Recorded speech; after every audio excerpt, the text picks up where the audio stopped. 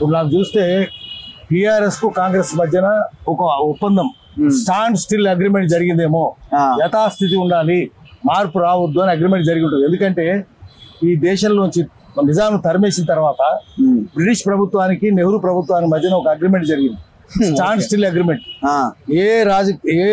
రాజ్యాధికారంలో మీరు జోక్యం చేసుకోవద్దు, ఏ రాజును జైలు పెట్టొద్దు, నిజాంను కూడా జైలు పెట్టొద్దు, ఏ రజాకారులకు శిక్షలు వేయొద్దు, పైగా నిజాంనే అధికారంలో కూర్చోబెట్టాలి. అంటే నిజాము రాజ్య ప్రముఖ అయిండు.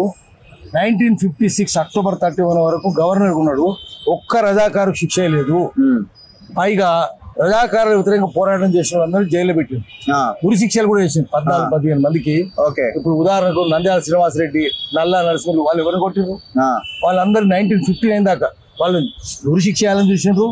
ప్రాగ్ లో చెకోస్లోవేకియా పెద్ద నిరసన ప్రదర్శన, అంతర్జాతీయ నిరసన ప్రదర్శన జరిగితే వాటిని పత్రికల్లో వస్తే, లండన్ నుంచి BBC నుంచి వస్తే అప్పుడు దాన్ని ఉరి శిక్షను రద్దు చేసి యావజ్జీవ కారాగార శిక్ష 1959 వరకు ఉన్నారు.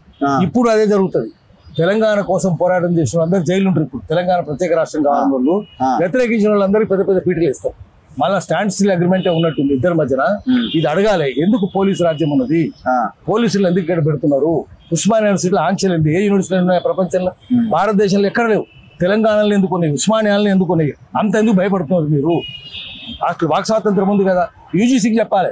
ఇది కనుక పోలీసులు ప్రభుత్వం జోక్యం చేసుకుంటుంది యూనివర్సిటీలో అని చెప్తే యూజీసీ గ్రాంట్స్ బంద్ అవుతాయి. ప్రభుత్వం జోక్యం చేసుకుంది. నిన్న కూడా సీఎం తప్పు చెప్పిండు, నేనే వీసీని నియమించిన తప్పది. ప్రిన్సిపల్ ని కూడా అన్నాడు, సంబంధమే లేదు. అది కాశీం ఖండించాడు. వీసీని నువ్వు చేయవు, దానికి సర్చ్ కమిటీ ఉంటది, సర్చ్ కమిటీ చేస్తుంది, నువ్వు కాదు కదా చేసేది. నువ్వు ఎట్లా చెప్తావు? నీకు రూల్స్ తెలియదా? ఒకవేళ సీఎం కనుక అపాయింట్ చేసిందంటే యూజీసీ నుంచి నిధులు బంద్ అవుతాయి. అది తెలుసుకోవాలి కదా, చట్టం తెలుసుకోవాలి కదా. చట్టం తెలుసుకోకుండా అజ్ఞానంతో అహంభావంతో మాట్లాడితే, అజ్ఞాన సంజనిత అహంభావంతో ఏ ముఖ్యమంత్రి మాట్లాడొద్దు. దానివల్ల యూజీసీ నుంచి బంద్ అయితే ఉస్మానియా బంద్ అయిపోతుంది, నిధులు బంద్ అయితే. అందుకని ప్రభుత్వం జోక్యం చేసుకో, దానికి సర్చ్ కమిటీ ఉంటుంది, సర్చ్ కమిటీ డిసైడ్ చేస్తుంది, రికమెండ్ చేస్తుంది, అందులోంచే చేస్తారు. నువ్వేదో నేను దళితుని చేసినా, కాశీని చేసినా దళితుడు, అటు ఇప్పుడు వీసీ దళితుడు, నేను దళితోద్ధరణ చేసినా తప్పది. అందుకని ఈ సర్క్యులర్ ఓన్లీ వీసీ చేతి నుంచి వచ్చింది అనుకోవాలా? గవర్నమెంటే ఒత్తిడి తెస్తుంది, చేయిస్తుంది. గవర్నమెంట్ ఒత్తిడి తెస్తే వాళ్ళు చేస్తారు. మనకు కనిపించేది కదా. నువ్వు ఉంటావా పోతావా అని అడుగుతారు, లేకపోతే గవర్నమెంట్ గ్రాంట్స్ చేయని చెప్తారు, నువ్వు ఇదే చేయాలని చెప్తారు, తుపాకీ కంటకాడ పెట్టి చెప్పుకుంటారు. అదే జరుగుతున్నది. అందుకని తప్పు ఇట్లా పోలీసులు పెట్టారు. ఆఖరికి ఇక్కడ మీటింగ్ జరుగుతుందంటే కూడా ఇంతమంది సీనియర్ జర్నలిస్ట్ గా ప్రెస్ క్లబ్ లో పోలీసుల ఎంట్రీ అనేది ఉండదు కదా? ఉండదు. ప్రెస్ క్లబ్ రావద్దు. ఇక్కడ మన పర్మిషన్ తీసుకొని రావాలి. ప్రెస్ క్లబ్ లో పర్మిషన్ తీసుకొని రావాలి. నువ్వు తాగడానికి వచ్చినా, వాగడానికి వచ్చినా, తూగడానికి వచ్చినా, దేనికి వచ్చినా కూడా పోలీసులు ప్రెస్ క్లబ్ పర్మిషన్ తీసుకొని లోపలికి రావాలి. కానీ ప్రెస్ క్లబ్ వాళ్ళు కూడా రానిస్తలేదు. ఎందుకు వచ్చిండ్రు ఏమిటి వాళ్ళని ఆపుతున్నారు.